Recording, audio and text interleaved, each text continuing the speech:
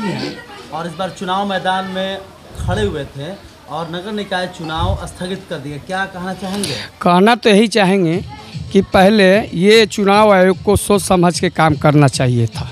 और दूसरी नंबर बात कि ये जब न्यायालय में चल रहा है केस वगैरह चाहे कोई भी चीज़, तो इसको पहले कोर्ट का ही मान के चलना चाहिए था चुनाव आयोग को। इसमें सारा गड़बड़ी हुआ, हरासमेंट हुआ, सभी जनप्रतिनिधियों का हरासमेंट बहुत ज़्यादा हुआ। इसलिए हरासमेंट करते करते आदमी थक चुका है। अब क्या विकास होगा क्या नहीं होगा इसकी जिम्मेवारी तो सरकार है। एक बात बताइए, कितना खर्च होता है एक नॉमिनेशन से लेकर पूरा प्रचार प्रसार और अंतिम समय में आकर चुनाव रुक जाता है? ये तो खर्च तो सरकार तो नहीं बोला है कि आप इतना खर्चा कीजिए चाहे उतना कीजिए। एक रेमनी के मुताबिक खर्च हुआ है। खर्च का यानी कि ब्यौरा दिया जाए तो कम से कम 20 से 30 हज़ार रुपया तक। यदि एक साधारण तबके प्रत्याशी जो खड़े होते चुनाव, वो तो टूट गए हैं, वो टूट चुके हैं, इसलिए कि हम लोग भी टूट चुके हैं। सबसे बड़ी बात है कि इसमें ज़्यादा से ज़्यादा हरासमेंट बहुत ज़्यादा हुआ सभी जनप्रतिनिधियों को। एक बात और बताइए कि जिस तरीके से फैसला आया कि स्थगित कर दिया है, तो पहले भी सुनने में आता है कि पहले भी ये गलती हुआ। हाँ, इसके पहले भी हो चुका है, तो ये तो चुनाव आयोग को सोचना चाहिए था कि इस तरह से हम फिर दोबारा गलती कर रहे हैं। न्यायाधीश को जब मान के चल रहे हैं तो न्यायाधीश का न्यायालय जब देता कोई सा फैसला तब आप उस पर निर्णय करते कि हाँ चुनाव आयोग को निर्णय करना चाहिए, कहाँ इतना डेट इतने फलाने डेट को देंगे हम। एक बात बताइए, आप वर्तमान वार्ड पार्षद के प्रतिनिधि भी हैं। जी जी। क्या निगम में क्या कार्य कैसे हो रहा है? निगम तरीके से आपके मोहल्ले में काम हो रहा है? मोहल्ले में तो अभी तो काम हो नहीं रहा है, इसलिए कि आचार-संहिता लग गया। पहले भी जो काम था उसके बाद अभी तक तो नहीं हुआ, काम अधूरा रह गया। उसको पूरा करने के लिए हम लोग सोचे थे कि ये अपना दौरा करके और जीत के आएंगे, फिर से काम जनता का जो अधूरा काम पड़ा है उसको हम पूरा करेंगे। जैसे राशन कार्ड वगैरह हो गया, वो सब अधूरा है, उसको हम पूरा करने के लिए ही उठे थे चुनाव में। तो अब ये बताइए कि चुनाव को क्या लगता है कि कब होगा? अब ये तो हमको नहीं, न्यायाधीश के ऊपर है। न्यायाधीश जो फैसला करेंगे वो चुनाव आयोग। जो पैसा खर्च हुआ उसके बारे में कुछ उसके बारे में तो अब तो चुनाव आयोग ना बताएंगे हम। जी, फिर से होगा तो फिर से खर्चा होगा, तो आदमी तो गरीब तबका का जितना है सब टूट चुका है।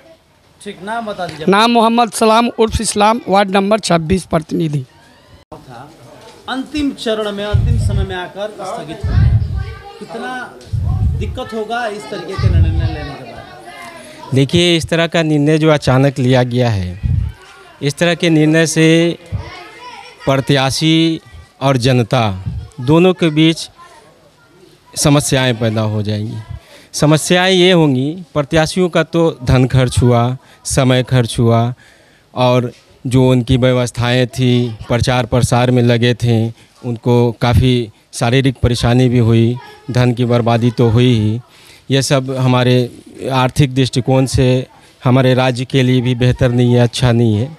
और दूसरी चीज़ ये है कि जो जिम्मेदारी वार्ड पार्षदों को दी गई थी, वार्डों में साफ़ सफाई की, वार्ड में रख रखाव की और कई सारी व्यवस्थाएं हैं उनकी, वो सारा प्रभावित हो जाएगा। और हम एज ए वार्ड के नागरिक, वो हमको लगता है कि वो अब सुविधाएं जैसे छीन सी गई और छीन जाएगी अगर चुनाव समय पे नहीं हुआ तो। पूरा नगर निगम के बारे में आए दिन खबर देखते होंगे क्या चल रहा है नगर निगम में। और एक पिछले बार मार्च अप्रैल में शुरुआत हुआ था, उस समय भी चुनावी दौरा लोग शुरू कर दिए, उसके बाद चुनाव का डेट बढ़ गया और इस बार तो स्थगित ही कर दिया गया। हाँ, देखिए स्थिति जो है, और भी चुनाव आयोग और सारे ऊपर के लोगों ने मिलकर शायद बदतर कर दिया है पूरे शहर के हालात। आप देख लीजिए, अब सड़क की हालात ऐसी है कि वो नालों में तब्दील हो गई हैं, और गलियों का तो पूछिए ही नहीं, बजबजाती हुई नालियाँ, वैसे ही साफ़ सफाई का काम जो है रुक सा पड़ गया है। जैसे आचार संहिता लगने के बाद कुछ काम तो हो नहीं रहा था,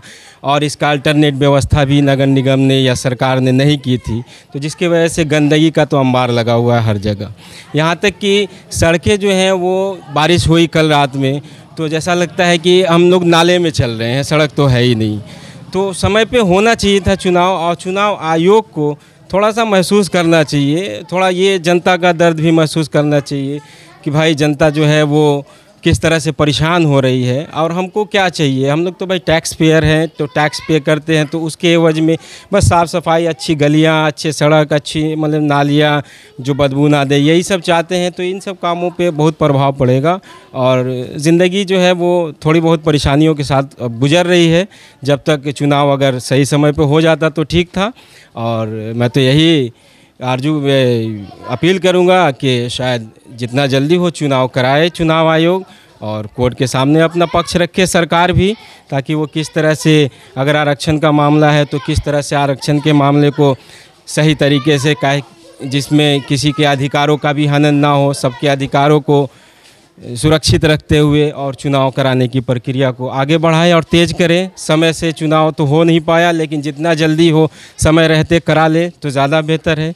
ये एक सभ्य नागरिक होने के नाते मेरा एक सलाह है, मशवरा है सरकार को कि वो इस बारे में गंभीरता से विचार करे, इसको हल्के में ना ले और जितना जल्दी कम समय में हो सके इसको पूरा करने की कोशिश की जाए। इसमें जो अगर पब्लिक का सहयोग चाहिए सरकार को, निर्वाचन आयोग को, तो खुले तौर पर ऐलान करे। पब्लिक बिल्कुल हमेशा सरकार के साथ है, कदम से कदम मिला के चलेगी, निर्वाचन आयोग के साथ है। सब कुछ फेयर होना चाहिए, बिल्कुल साफ़ सुथरा होना चाहिए। और भाई हम लोग तो व्यवस्था के अनुरूप चलते हैं, जैसी व्यवस्थाएं होंगी वैसे चलेंगे। तो व्यवस्था हमारे लिए बनेगी तो हम भी उसको सहयोग करेंगे। व्यवस्था हमारे लिए बनेगी कि हमारी नालियाँ हमको साफ़ सुथरे में रहने को मिलेगा तो हम बिल्कुल सहयोग करेंगे। प्रशासन का सहयोग करेंगे, सरकार की सहयोग करेंगे, निर्वाचन आयोग का करेंगे, और जो भी समस्याएं हैं उन समस्याओं को मिलजुल करके हल करेंगे।